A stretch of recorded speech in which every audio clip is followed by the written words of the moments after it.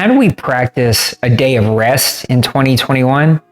Full calendars, full things to do, all kinds of things pulling for our attention, for our time. We're trying to make sure that we do everything for ourselves or our families or our kids or sometimes work or a business. How do we practice a true Sabbath? I'm Nate Lejeune, and I'm going to share with you today the importance of a Sabbath, a rest, an opportunity to unplug, and how that plays into our mental health and our spiritual health.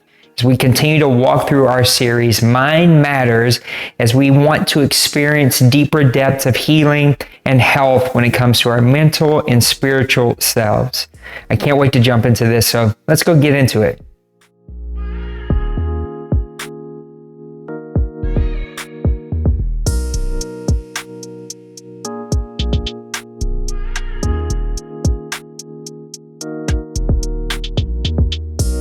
It's so difficult to find the time, to make the time, to be intentional about making time for ourselves. We live in a culture that kind of changes its mind, it seems like every other week, about should you take care of yourself? Should you worry about others? And even in the Christian community, we kind of get that messed up. I find it a little tough to figure out as a leader of a group of people, a community of people that we call the church, and how do you balance both serving and creating opportunities of service, creating opportunities for connection and community, which is super, super important. All of these things really, really matter. And then also creating a space and helping people learn how to create spaces to create rest in their lives. We are so full. Our calendars are so full. Sometimes they're nonstop. Sometimes we forget to eat, or we forget to connect, or we forget to unplug.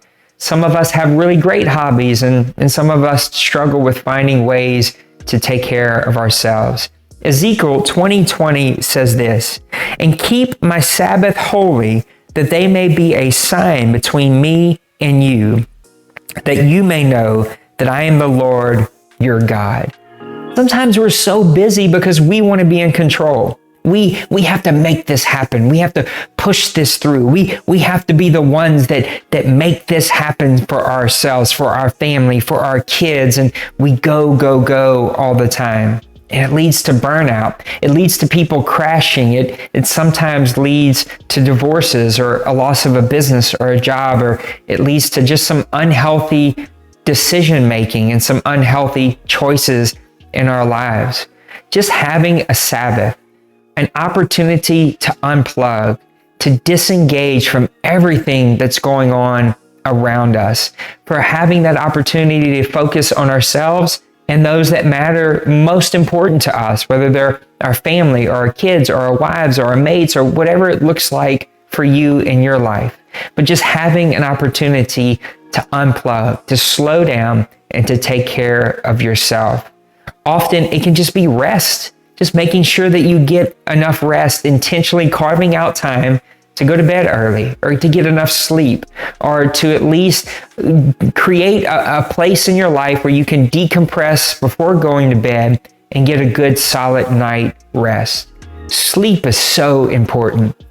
A Sabbath is so important. We all have to figure this out for ourselves, and it will look differently for every single one of us. There's no copy and paste. There's no perfect formula for all of us to follow through, but you have to figure that out for yourselves. You have to figure out a way to unplug and decompress so that your mental health stays sharp, so that you're finding time for yourselves. That Sabbath allows us a chance to decompress and relax and be able to hear the small whispers that God may have for us, whether that's a slight turning of direction in our lives. Maybe it's a small encouragement. Maybe it's a place in our lives that God just wants to speak to because we have to make big decisions, or we have a tough obstacle or circumstance in our way. God speaks whenever we take time to unplug and to listen.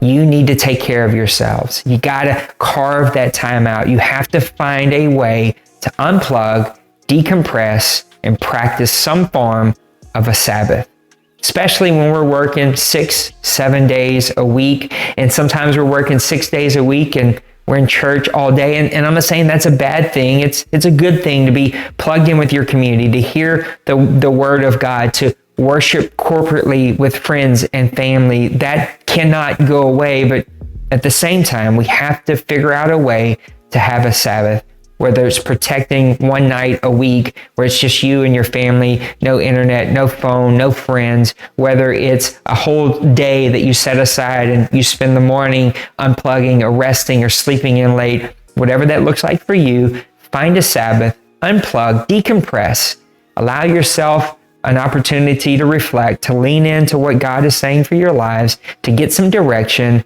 and to rest, recharge your batteries, and face the rest of your week, the rest of your day, the rest of whatever's facing you head on so that you can be your fullest self.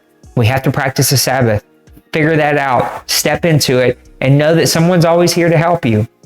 If you're struggling with figuring that out, know that we'll walk alongside of you. We'd love to meet you in our in-home worship gatherings in both Metairie or Destrehan that happen each and every week. We'll feed you an amazing meal. We'll spend some time in prayer and in worship, and we'll just walk through the Word of God together. We also have our app where we're always available to you. I try to check my app each and every day and just look for notifications, words, needs, prayers, whatever you need. We want to step into it with you. Come visit us. Let us connect with you, and let's all carve out some type of Sabbath for our lives to allow ourselves to rest, relax, reset, recharge, and most of all, hear the Word of God for our lives. Until the next time we're together, God bless you.